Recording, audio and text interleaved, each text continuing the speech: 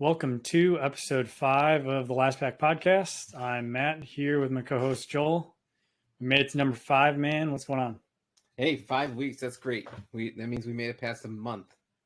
It's consistency at the very least. So we're going to keep going and see if we can bring some people in. But we consistently got our 11 viewers too, so that's great. What have you been up to this week?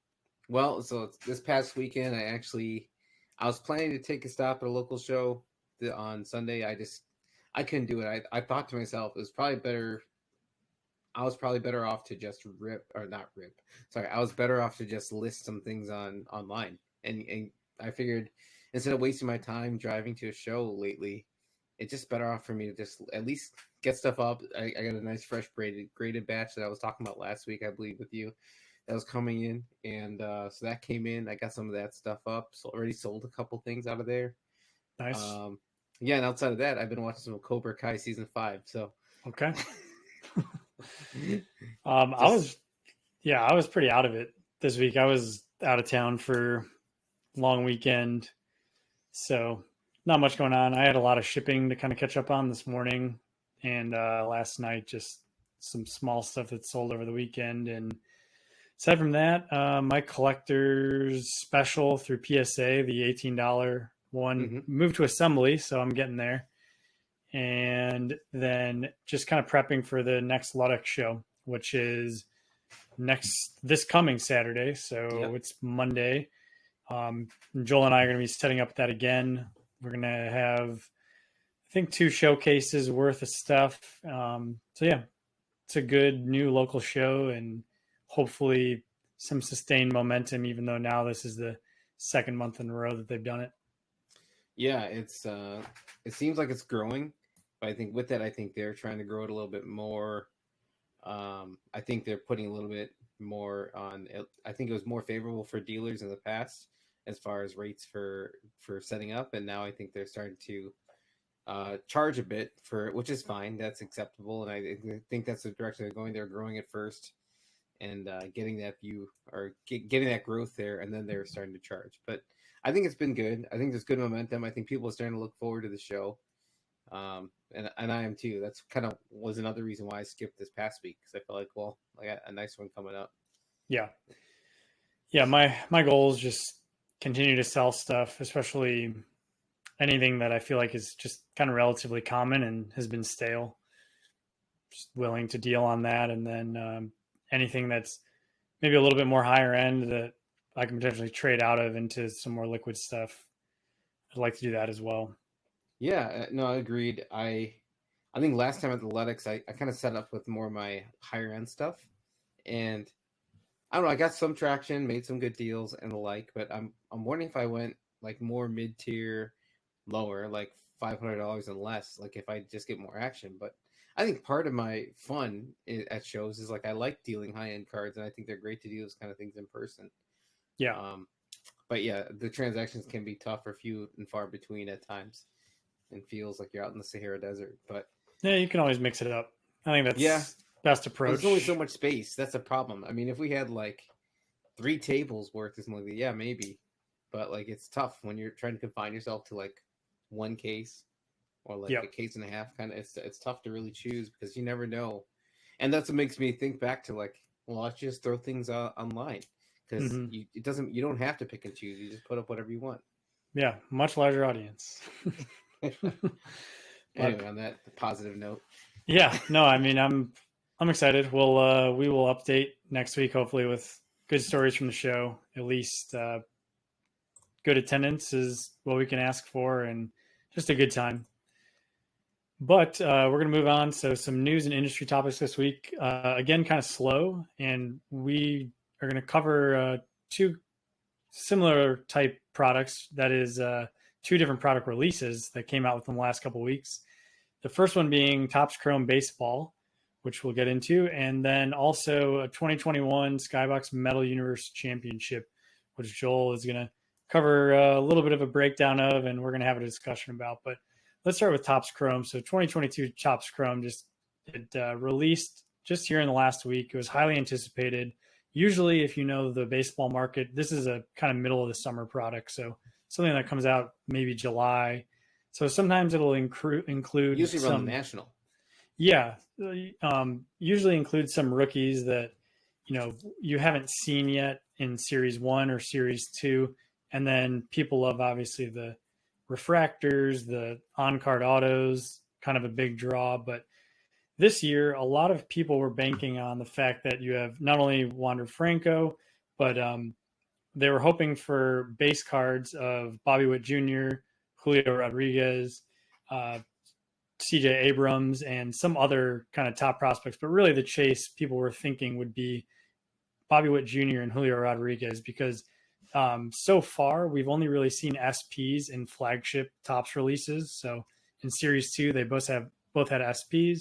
People were assuming with that product getting pushed back, we were going to see some sort of base Chrome cards for them. When the checklist came out, Topps did not did not have them in the base set at all, but they had them as extended base short prints in the checklist. So again, people were a little bit disappointed, but also excited because these were going to be really big chase cards. They also had autographs in there as well. And Topps let us down. So similar thing happened last year with Jared Kelnick, but when the product was released, it's been out for over basically a week now, and none of these supposed extended base set short prints have showed up. So no Witt, no Julio Rodriguez, CJ Abrams was supposed to be included, Spencer Torkelson, and Hunter Green.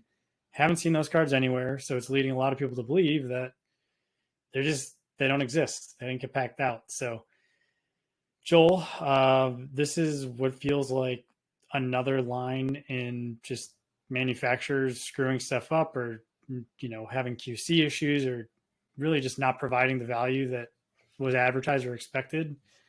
Do you think this is like a trend? Do you think it has anything to do with kind of the fanatics coming into the space? What do you think? It is interesting how it's tied to this time with fanatics, but I can tell you, I feel like Topps have had some QC issues for a few years now. I remember specifically like Tribute. Wasn't Tribute a couple of years ago where they had the issues with the surface of the cards, and then there was a big to-do about people either getting many cards replaced, then they did the next year's product having like a wax or piece of paper in between each card in Tribute. And then there was issues with, was it Dynasty Baseball, where there was extreme bubbling on the autos, and then I think they almost used paint pens and then put the magnetic on too soon, and then that ended up taking off parts of the autographs on these awesome Dynasty cards. That was a tough year. That was when Will Ferrell was signing in it. I believe that was probably like 2019, 2018, somewhere in there. You had the year where all of the Allen and Ginter Wood minis never got packed out. It's a one of one. So the one of one Chase mini just not included in the product for all we know. Funny tidbit about that is there's someone every year at the Topps Q&A at the National. They ask about those Wood minis every single year since it happened, and Topps expects those questions and say, once again, we do not know what happened to those Wood minis, and we have no further comments. Yeah, and this one's just odd because we're still close enough to the release where you're thinking, okay, well maybe there's a really weird pack out screw up, because there are formats that haven't hit the public yet. So they do have a form of so normally they just have jumbo and hobby, but they also have a light version this year. So light, from what I've seen, hasn't hit release yet. So then there's people speculating, oh, well, somehow maybe they're all in the light boxes, or maybe they're in a weird retail configuration that hasn't been released yet. But it just seems really unlikely at this point. And even if that is the case, that's just not what should be expected, especially for the people that have spent all the money to buy the jumbo and the hobby boxes. Because this is a product that has been really highly anticipated, like I was saying. And just with the way the wax market continues to be, where things are priced so highly, these were almost $6,000 a case pre-order. So there were people into this, $5,000, $5,500, and now cases are down like closer to $3,000, and the prices on these boxes are just tanking like rapidly. So to me, I think hobby boxes are still over $200, but I think if it's proven that these things don't exist and people are upset with the QC, which I didn't even mention that, all sorts of problem with QC.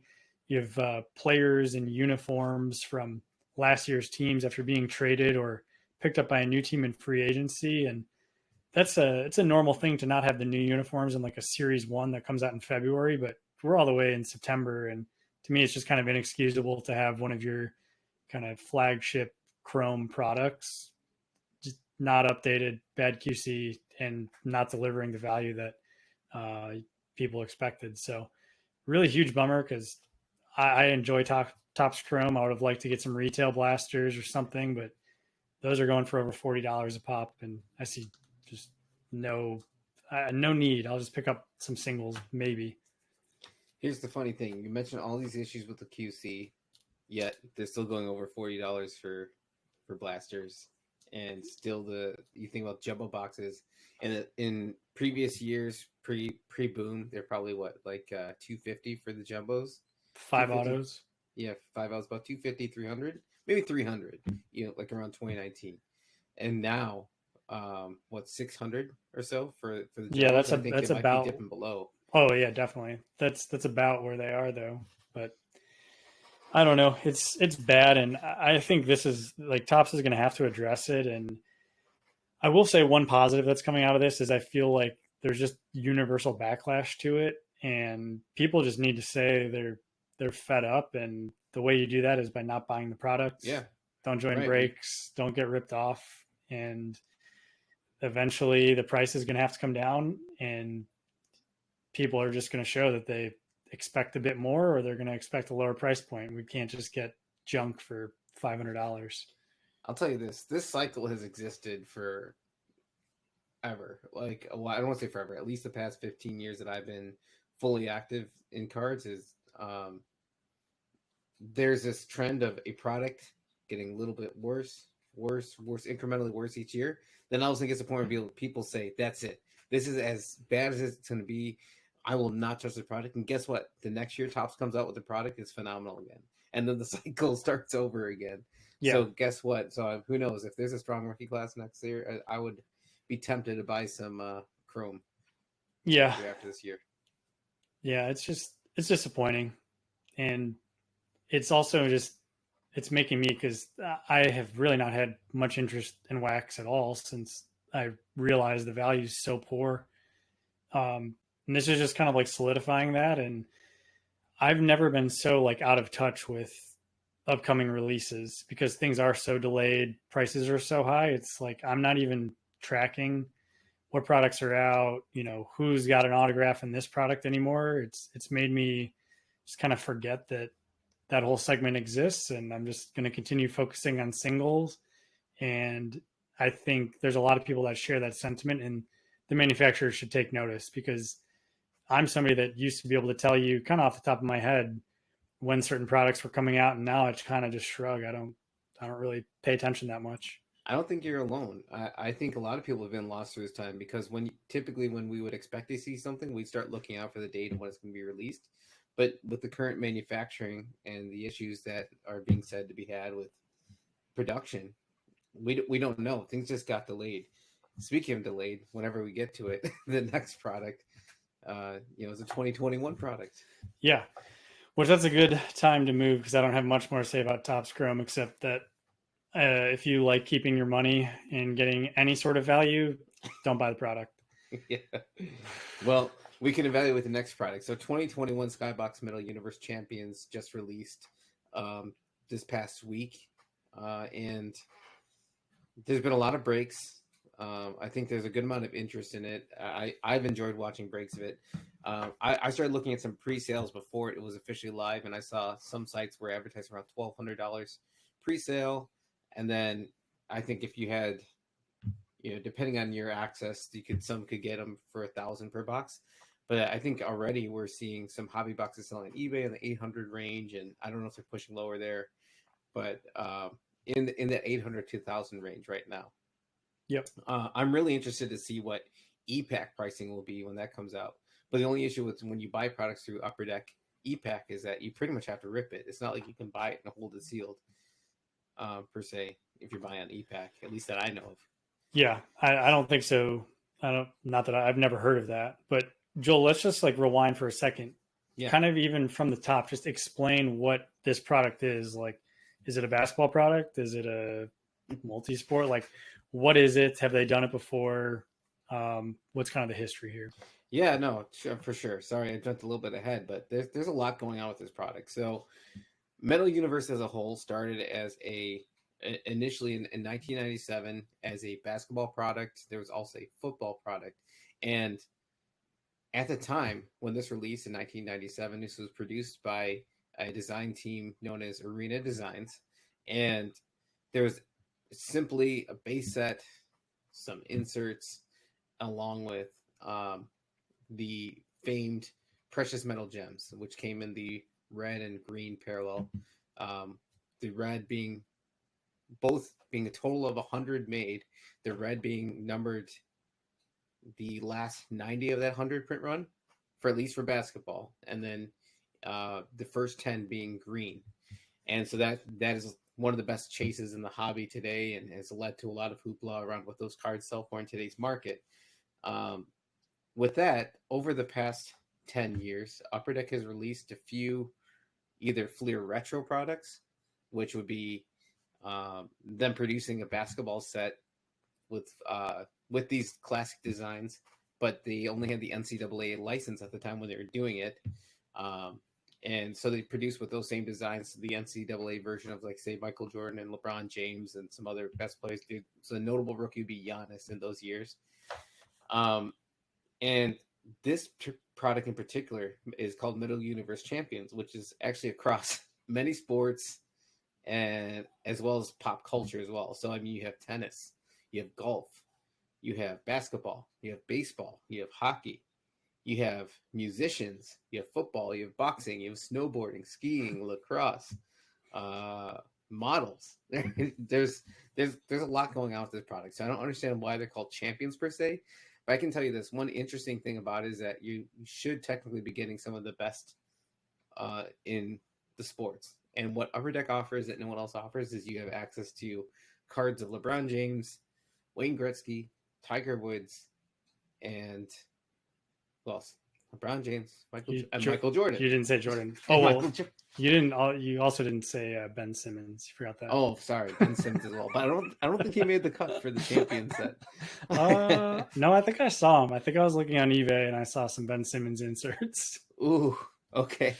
Well, so the original set was expensive at the time. I mean, Matt and I were actually kind of pontificating a bit before this video, and we're thinking, what were those packs used to be? And I think we remember this as a premium product even at the time. And at that time, premium, we're talking like maybe like $5 a pack, which was significant money in those days to buy a pack. Same level as some of the other more premium products. So in today's market, you get with this price range of about $1,200 pre-sale, $1,000 typically for a box. You're getting 7 cards per pack, 15 packs per box. So this is a 150 card base set with 50 of them. They're calling these metallized cards, which is a 50 card subset named metallized, which has a number of rookies. In each box, you get a kind of a series of throwback inserts that have actually been reimagined or redesigned by the Arena design team, which is actually one of the most interesting kind of tidbits about this product, is they actually brought back the original design team for the first time since the number of these retro products have been made. And so they reimagined some inserts like the Jambalaya, which was a 1 in 288 insert in the EX2000 products, it was the EX2000 or EX2001. Regardless, though, that product line, there was a few new inserts that have been added this year, like Arc Weld or Blast Furnace, or a couple that I thought were interesting. The Blast Furnace I thought actually looked really nice. Blast Furnace existed. Was that baseball? Baseball, yeah. Okay, there we go. It was late 90s baseball. Yeah, that sounds familiar, because to me I was more on the basketball and football side. Mm-hmm. So Blast Furnace was original. Intimidation Nation was a classic insert that they brought back. I'm not a huge fan of the new design, but that is brought back in there. So you get a few of those per box. Along with that, they give you 3 Skybox premium cards in a box. You get 3 base set retro design cards, which have that throwback 97 to 98 design. The So the one guarantee that's just kind of interesting is there's at least one autograph, PMG, so precious metal gem, or rare insert, quote unquote, or low number parallel card in each box. So, and along with that, they brought back the cut above inserts. And once again, that's one that I did not necessarily like the reimagining of, was the cut above, because to me, what I loved was the jagged edges of the saw or the saw blade. Yeah, I looked at the Jordan that they just released, and not for me. It might be for some other people, but I don't really like the design. No, it didn't do it for me, because I think it lost what made that card so interesting. And the maybe because the original cut above is probably one of, in my mind, one of the coolest inserts that existed in the 90s. And one of my favorite die cuts, because I thought it was so intricate. I thought one thing that's interesting, so they have the retro PMGs, which would be the 1997-98 design, and I believe with that there's only the green and the red, so they kind of kept that classic. I like that. But, yeah, which is a nice throwback. But they also have the regular base set, and there are 6 precious metal gem colors in the base set of all tiers. So you have like the orange, gold, green, purple, pink, whatever, right? So the whole litany of them, you got your whole color palette of PMGs in the base. So at least they kept the retro unique in its way, so that I think, or at least true to the original, which really helps that piece as well. Yep. So the difference here with this product compared to the retro designs from the previous, at least the past 10, 12 years, was that those products had NCAA license and they were basketball only. As I mentioned, this is multi-sport. So in this case, you actually have pictures like Michael Jordan in his Scottie Pippen charity event uniform. There is the picture of Michael Jordan in a suit, which I believe is used on the blast furnace insert, and for maybe a few other select. I think there's actually an interesting picture of MJ after he won one of his championships. I can't remember which one, but I believe there's a post-championship photo of him. It might have been during one of the celebrations. But with LeBron, I think the interesting thing is, while he's not wearing an NBA jersey, he's not wearing a college jersey, you at least get a current picture of LeBron, which in reality, you really don't get like an upper deck card of LeBron current in his current self very often. So I think that's kind of an interesting angle, albeit I think people would still take the Panini in a Lakers uniform or in a Cavs uniform card versus this card.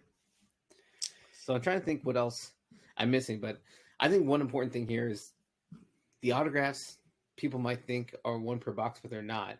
You only get a few per case, and they could be in some of these rare inserts. And it really comes down to, do people care? Like, say if you pull a PMG design, but it has a sticker autograph on it, does that make it worse? Does it make it better? I don't know.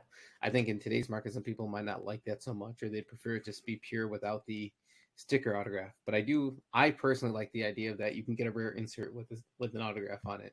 Yeah. I would be kind of the purist in the sense that, like, to me, a PMG is a non-autograph card. So I'd probably rather have just the pure one. And just my take on this, I do think some of just like the base set design, it looks pretty cool. Some cards better than others, depending on what kind of clothing the person's allowed to be in based off of the licensing for Upper Deck. But I actually really like the fact that they do have the retro set. So I think you get only 3 of the base retro cards per box. Yep. That makes like that kind of a fun chase where it's the throwback to the 97-98 for basketball and the football original designs. And then to get the PMGs of those, I think would be really cool. And you could argue that that's kind of just like a rehashing of the 2012 or 2013, whatever it is, Fleer retro, because essentially those PMGs just look like the 97 ones. But to me, that's like what people are drawn to, is that original look and design. And for me, if I'm going to spend the coin to rip one of these boxes and hope for a PMG, or I'm going to buy a single, I'm probably going to go after one of those retro ones just because they speak more to me from a nostalgia standpoint. And I think there actually are some interesting players you could get in this product that, like, I would be more interested, not necessarily in the guys that have already had Fleer retro PMGs, Mm-hmm. I'd be almost more interested in looking at like a golfer that's never had Yeah. a PMG. So like Bryson DeChambeau or Colin Morikawa, those guys, this is the first time they have a PMG. I think that's kind of cool. Tiger Woods, he has a PMG through Employee the exclusive. employee one, but this would be a pack pulled Tiger Woods PMG, and that one's also, it's more of like a purplish. If you Mm-hmm. could get a red PMG, a retro red PMG of Tiger Woods out of this product, I think that could be actually a pretty valuable card, and It's funny you say that. it'd be pretty because cool. I was actually looking up what are some really cool cards that you can get out of this Metal Universe Champions. I specifically was going through some videos, just watching a bunch of breaks, and the one card that really stuck out to me was a Tiger PMG Retro Red, and it led me to, of course, down the rabbit hole, because first of all, he's wearing a Sunday red shirt, so Yep. Sunday red shirt Exactly. with the Tiger or with the red PMG. So And the it's- retro, And it's a good like follow through swing photo. It's just like, that's one of the ones where Classic. you look at the card and you're like, all right, this looks good. Yeah. So what would you think? So the non-retro red, it's fun saying, is number to 150. The retro red is number to 100.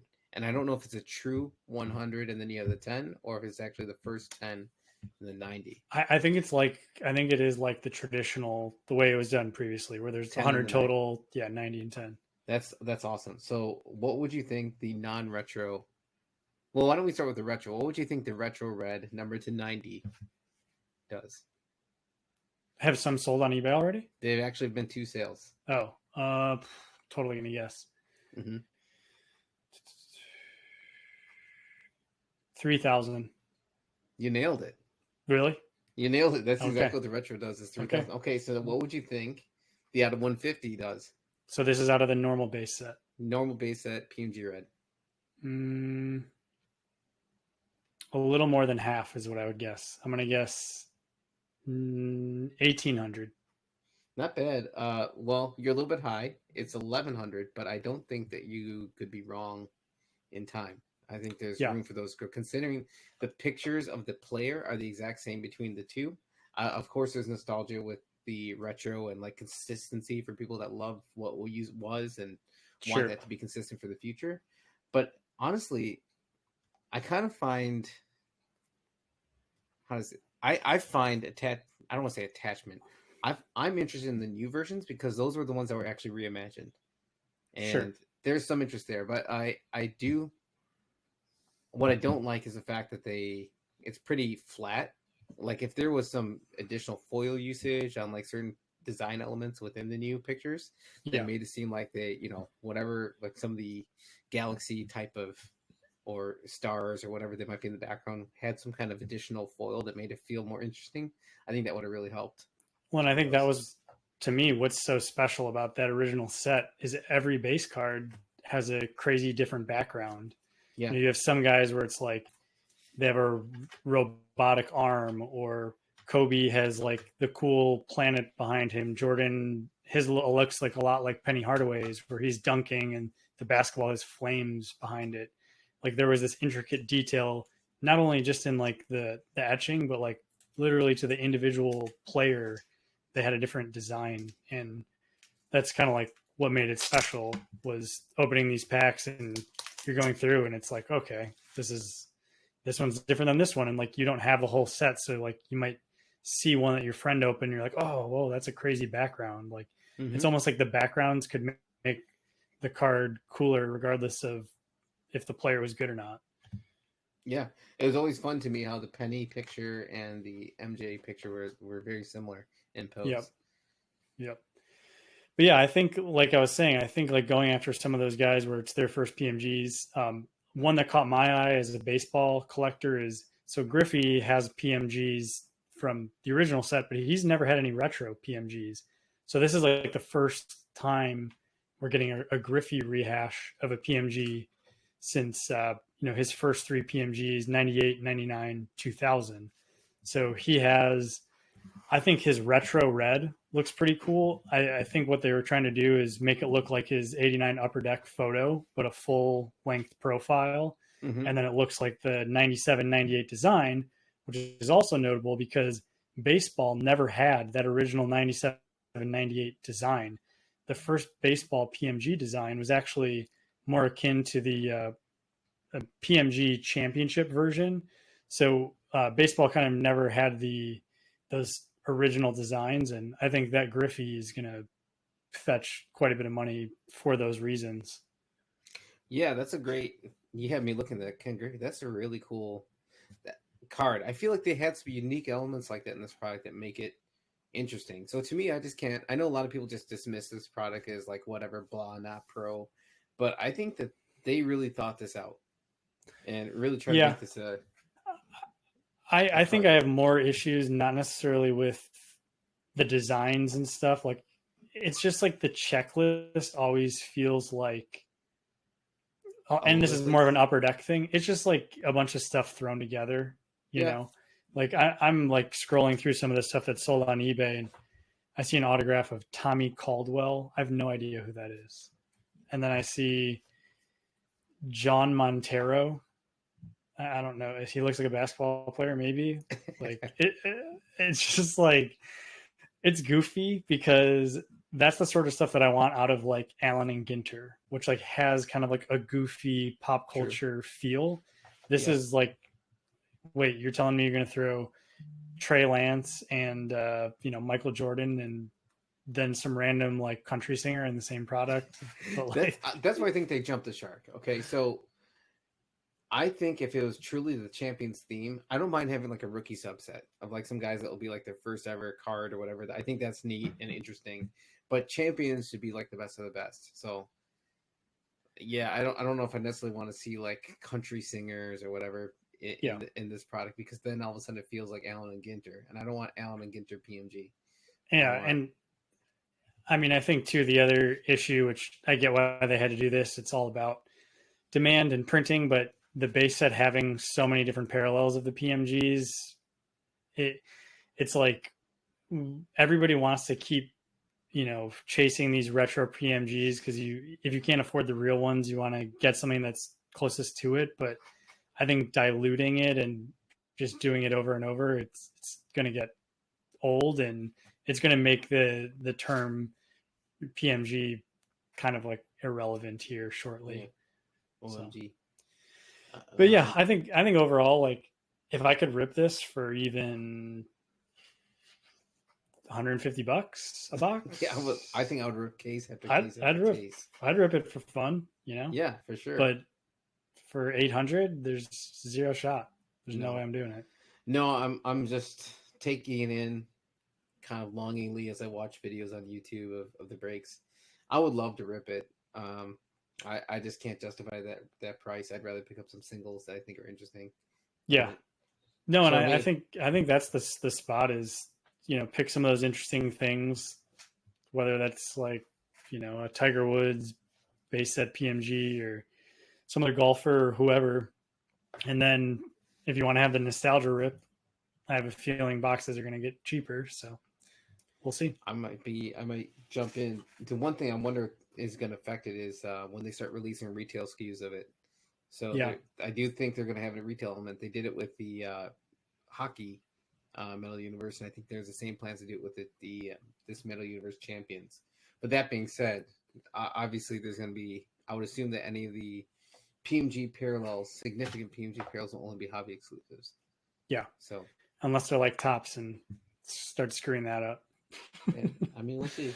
If they screwed that up, though, that could end up making me buy a bunch of retail. That's true. I've just seen in this past year, I've seen more super fractors pulled out of Tops blasters and retail SKUs than ever before. So, but yeah, that's about all I have to say on that product. It is interesting, and it's worth a discussion and just revisiting some of this nostalgia. But I can kind of get a little bit of the criticism, but yeah, there's also some fun components to it. I just don't think you just can't dismiss it like the way that I feel many have. It's just, there is something to it. I think they have tried to create some interesting elements in it. But yeah, if it's not for you, it's not for you. And that's fine. There's plenty of other things that you can get in today's hobby within reason, I guess. Yeah. Okay, moving on. That's all we got for kind of news and industry stuff for this week. Moving on, long discussion today, a little bit more personal one, but I think something that just like good to talk through and fun because I think there's a lot of people in the same headspace that are collectors in the hobby right now. Um, Joel, why don't you kind of intro this because we kind of like got this topic just prompted by a conversation between you and I. What it's kind of like on your mind, and just kind of give a little bit of an outline of your thoughts, and then we can kind of chat about it. Sure. I think what I expressed to Matt is that right now I want to continue to be a part of cards. I've been part of it for a very long time, but right now, part of my attachment to cards has always been like I have an idea of what I would like to buy, and I always have a next target per se that I'm going after. And I think what I'm missing right now is that target, and I'm feeling a bit lost because of it. So I would feel in general, say if I went to a larger show, I could go there for like a weekend show and know that by the end of the weekend I'm going to find a card that I'm going to walk away from that show from that's significant and that I'm truly gonna like. And I know it's gonna be there's gonna be something in that room that's gonna really appeal to me. And what I find is that now when I sell certain things, I've gotten to the point where if I sell something or if I do sell it, replacing it or finding something else in the area that appeals to me just as much is becoming fewer and further between. So I think that could be linked potentially to my taste changing, but I also think that's due to the whole market changing. Um, to me, I've always had an attachment to or an affinity for on card autograph cards. I even don't mind the occasional sticker autograph card if designed appropriately. But what I find now is that once I get rid of or once I sell that card, I look around. No one else is selling even one at the price I just sold it for. So what do I do? So I think that's where I'm stuck right now, and I think there's a lot of people that kind of either feel in a similar boat on the side of the collector front, or just feel like the past year, they might have been picking whatever is hot at the time.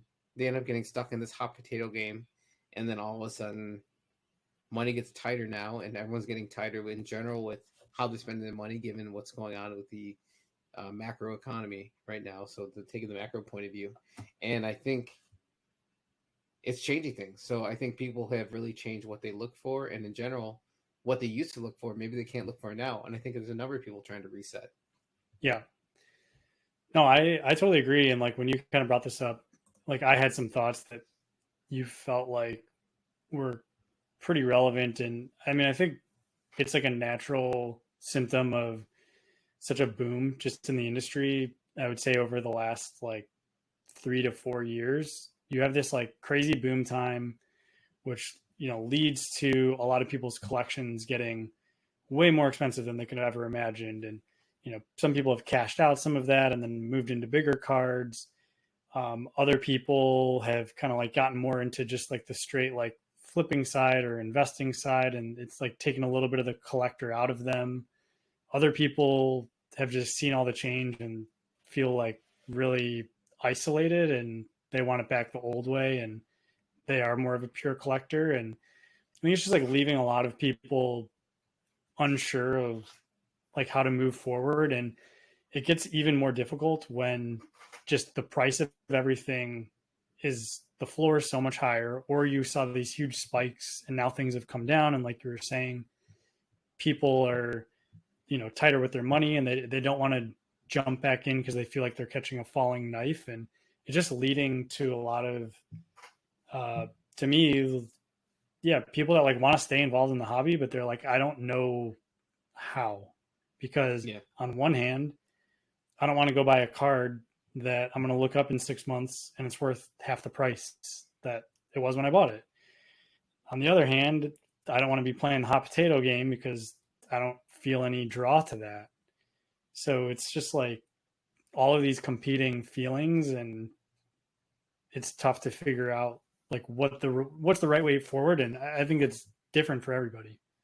It's kind of funny because I feel like the past few months, I don't want to say funny per se, but like the past few months leading up to the NFL season, been this big push, as with the past couple of seasons with buy the hype, buy these QBs going into this season, right? And we were talking about in our first episode how some people might take a fat loss per se if something happens. And guess what just happened this past weekend? We lost a big one in Trey Lance. And honestly, like, I feel bad. I truly feel bad for the people that lost on it, because my perspective is, like, say a lot of them there's a number of influencers on YouTube and the like that have been buying these cards. And honestly, I enjoy their content. And it, to me, in a way, by them doing well in singles helps pay for them to continue doing content. And to me, it's scary, the thought that if they take a big enough loss, do you think it could be enough that might sway these people to feel loss as well, and then they won't be able to necessarily produce content anymore if they feel like, I guess they could always do the classic, like, I bought these cards and now they've dropped down. Yeah, it's good content. Yeah. Yeah. I don't know, what are your thoughts on that, on the influencer front? No, I mean, that's very true, but I mean, I think more broadly, the influencer front is part of the reason why we're having the discussion about, like, just feeling lost, is because so much, that's another change that's happened in the hobby, is all the new content. And, we're part of that right now, trying to be. And so much of it it's dollar focused, it's investment focused, it's who's hot, who's the new cool player that, you need to buy and get rid of. And I think it's a lot of that short-term thinking. And whether you think you're, not influenced by that stuff, I think a lot of people are. Like, if you're involved in cards, even if you're a collector, just having all this investor content around is making you think a little bit more short-term, and it's making you question instinctual collector kind of habits that you might have. Like, you might say, I like on-card Hall of Famer autos, and I still think Shaq autos out of X set are too cheap. Yeah. And I want to buy some to keep, but I also want to buy some because I think they're going to slowly appreciate. But, maybe then you're seeing all this content and you're like, oh, but this, like, football hype thing just seems like so much easier and liquid, and that's what people want right now. So, like, the Shaq thing can wait. Like, it's part of the reason why I think some people feel lost, because we're always being told that you have to buy a card and it has to be thought of from an investment perspective. And, well, not even just investment, maybe even gambling perspective, right? Because there's been many times where, I mean, I think we can all relate to this quip of, like, why would I buy the thing I want when I can buy this other thing I don't necessarily want, flip it, and then I can buy the thing I want for free? Right. And I think that's happened many times. I think through this whole wave is because people in this chase. And I think there is some, ultimately, I think one great thing about this hobby or business or whatever you want to call it is that I think even if you start out as a flipper or you start out as just someone just buying and selling, there's eventually, like, an attachment you get to some of these items, whether it be like the first item you sold or the last item you sold. You kind of think back to fondly about them, because guess what? That may not be the last time you see it. You might see it pop up again. And then maybe if it comes from the perspective of, like, oh, that's cheap compared to what I got out of it, then guess what? All of a sudden in your mind, you created a value of what you think it is, and you put a personal value on it. And I think there's something about that, which is funny, that, I don't know, with furniture, and maybe I'm speaking out of pocket on this, but, like, many of these other markets, you buy, like, a couch, you buy a TV, you don't get that kind of attachment. You can't, like, flip it and come back to it and the like. And to me, that's always been the draw. And right now, I feel like, and maybe it's just because of where I am right now with it all, I feel like some of the aspect is in limbo right now, and I just don't know what to do about it. Like, I'm still enjoying it. Like, honestly, like, I think that's what makes this Metal Universe Champions interesting to me, because I would love for it to get in a price range where I could just rip and hold a whole bunch of it just because it's fun. And I miss those days. I remember back in 2019, 2018, that kind of range, you'd be able to go to a local shop and spend, what you could now buy a box for, you could buy half a case or a case of product for that. And you could rip to your heart's content and then feel sick about it, but you would only feel sick about it for 1/2 or 1/10 the value that you get today. I mean, it was like, you could go rip some boxes and did you make your money back? Probably not. But, like, the loss was no different than manageable. going out to an expensive dinner or like drinks at a bar for a while, and it's like, whatever. Like, I had fun. That was my entertainment, and I get to keep Hmm. something. So, Hmm. yeah, I think, like I said, I think there's like a lot of people in the same spot, or at least like that's what I've gathered from talking to people. And this might sound a little bit harsh, but I think it's going to shake out. This moment's going to start to shake people out that aren't going to be here for the long haul. And I think that's fine. I think that's okay. I think if we shrink a little bit, or if we are shrinking, that it's going to bring people back to like more of that collector instinct. And they're going to have to kind of focus, like, like, screw the right play or the right investment. Like, I want to actually figure out what I want to like collect right now, or what my angle is. And I think just having that moment to like be aware and decide like what direction you're headed is, it means you like want to stick around. You know what I mean? Like, if you were just upset because like things weren't just going up anymore, then you'd leave. You'd go find something else. There would be no reason to stick around. Yeah, I think I've hit the point. Like, so say my past feeling of like I have to leave this weekend show with something. I think I'm to the point where if I leave this weekend show with a stack of cash and I just keep building up towards a certain amount and looking for that thing that really appeals for me, that's okay. Yeah. And I think that's what I'm approaching it with right now. Would I love it to continue to grow?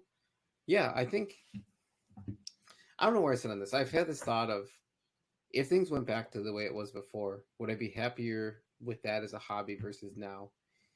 And I think in some elements, yes, but I think that's because I've had a pretty good couple of years and selling things that I've accrued over the past 10, 20 years of this stuff, right? And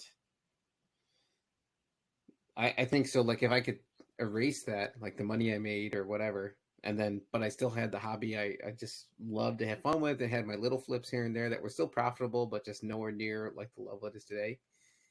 I think there's a piece of me that would still take that, and just because of the love of continuing to do it.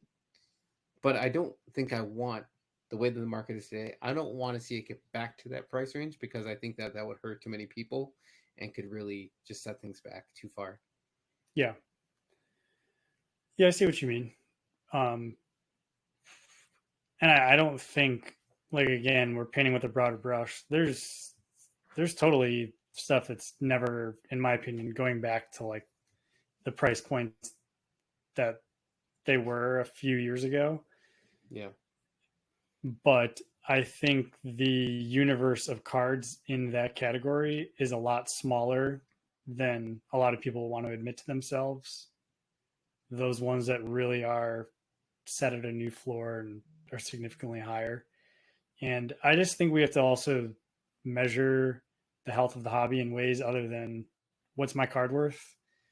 I think you could measure it in total market spend on sports cards, the amount of money that businesses are pouring in and new businesses are popping up, like the total ecosystem of the hobby. Like, I think those to me are more healthy markers than just taking an index of 50 cards and saying, oh, well, if this is up over the last year, the hobby's healthy. If this is down, then it's down. And I'm not saying that anybody does that, but I do think people just get too caught up in the pricing of their individual cards. And I think there's more to it. I don't know how to measure it best, but to me, it's much bigger than that. But I my advice to anybody that's kind of like stuck like you are is, and again, like I think people have different angles and different things work for them. It is just like doing nothing for a little bit, to like try to do nothing and like look around a little bit more broadly and see what makes you happy when you do dabble in certain parts of the hobby, what you enjoy, and then just like focus on that. I'm seeing people start new player PCs that aren't guys that are going to, blow up and go up overnight. And maybe that's refreshing and fun to you, the chase of a new, more inexpensive PC. Maybe it's starting to rip some wax every now and again within your budget. I don't know, but Yeah. you just got to kind of like reflect. And yeah, I think doing nothing for a little bit is kind of a good idea, as a good start. Well, it's funny because for a very long time, I was very focused in on basketball. I think I made a conscious decision, probably around like 2017 or so, that I was going to go. I used to dabble more in multi sports, and I think actually I know exactly when it was. It was when Andrew Luck retired on a whim in 2019. I was like, you know what? That'll do it. Basketball. That's it. And that was great. Worked out awesome. I did really good with that. But guess what? In 2022, that didn't look so hot, and there were some things that kind of turned south there. I think I was still good overall. But I mean, you saw my results from the weekend on our last show.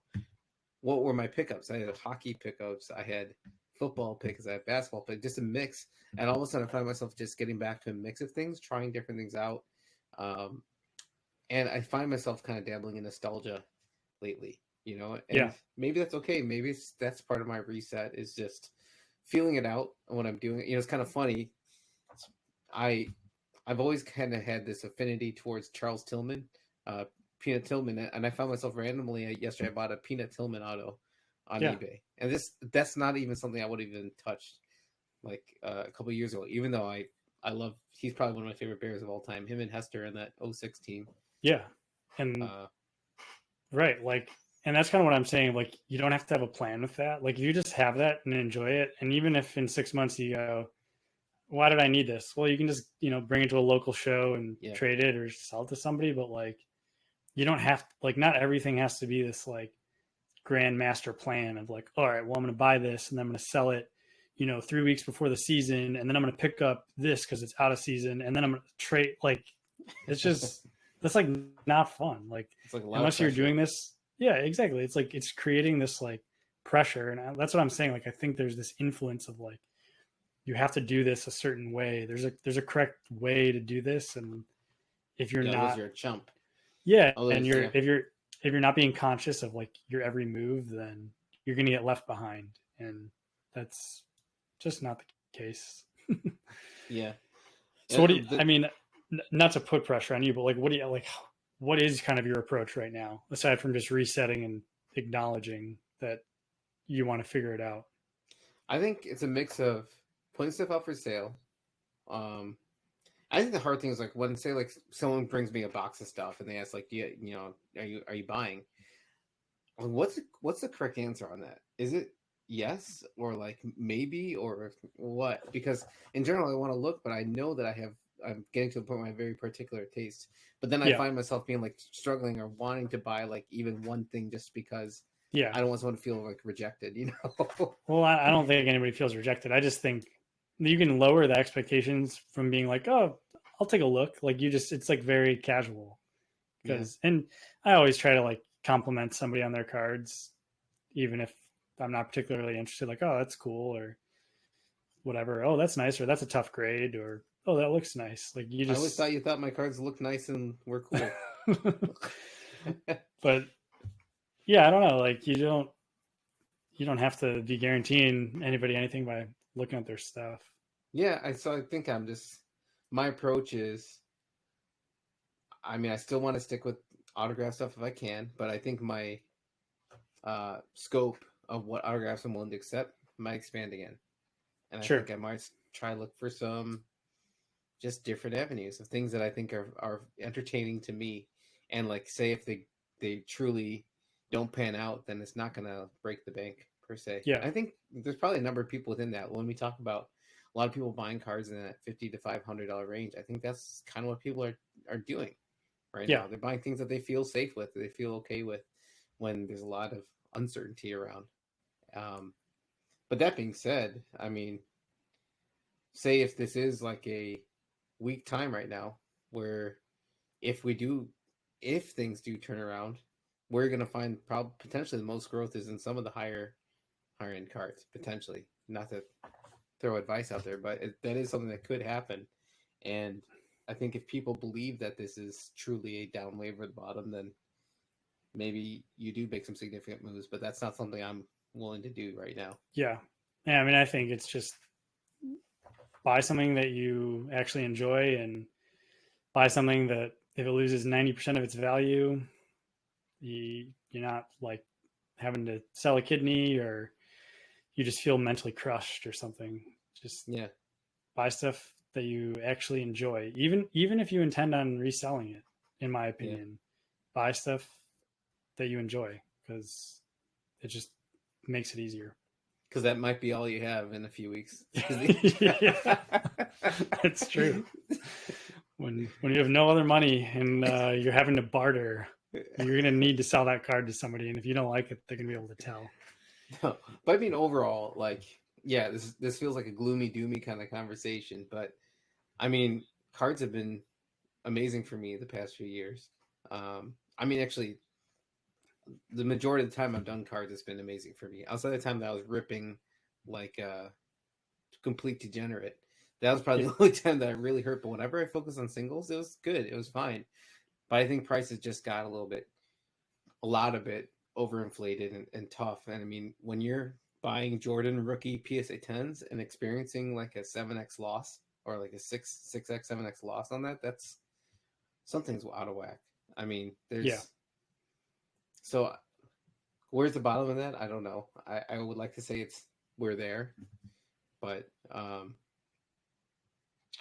don't know. I think I'm just going to proceed cautiously. I'm going to always, to me, I still enjoy this enough to always continue participating. I don't see this ever not being a part of my life at this point, honestly, which is crazy. I would like, it'd be great if my kids took it on at some point. I don't know if they'll ever get there. Maybe they'll be the Pokemon kids wasting all my money on Pokemon packs, but hopefully not. But I don't know. Yeah. No, I'm the same way. I think even if I just like cashed out all of my cards at once and I had nothing, I would just be putting money right back in, and it'd be hard for me to stay away for too long.